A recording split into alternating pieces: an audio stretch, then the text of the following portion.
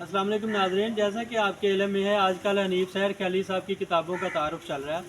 तो आज हम जिस बुक को लेके चल रहे हैं उसका नाम है केतकी, जिसमें इंतहाई सबक आमोज़ और ज़िंदगी में काम आने वाली नसीहतें और काम के चैप्टर्स बांधे हैं हनीफ सहर खयाली साहब ने।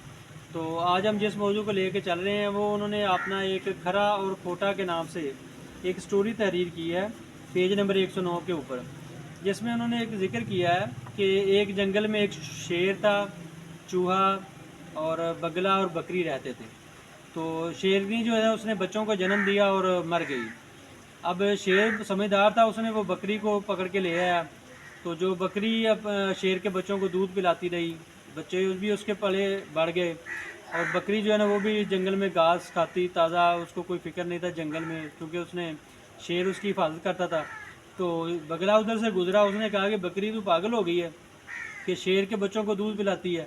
तो उसने कहा कि तू भी नेकी किया कर, ये शेर के ऊपर नेकी करने का सिला है कि जो मैं अब आज़ाद घूम रही हूँ और खा पी रही हूँ और मुझे कोई टेंशन नहीं है, मोटी ताज़ी हूँ मैं। तो बगले ने भी नेकी करने का सोचा, तो वो एक चूहा नदी के ठंडे पानी में जो है ना वो गिरा हुआ था।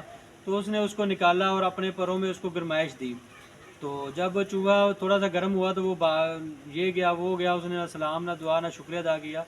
तो जब बगला उड़ने के लिए उसने पर खोले तो सारे उसके पर जो थे ना वो चूहे ने कुतर दिए हुए थे, कट गए हुए थे। तो वो उसके सारे पर नीचे गिर गए। तो वो एक दरख्त की खो में जाके वो बैठ गया, कीड़े मकोड़े खा के उसने चंद दिन अपनी ज़िंदगी गुजारे।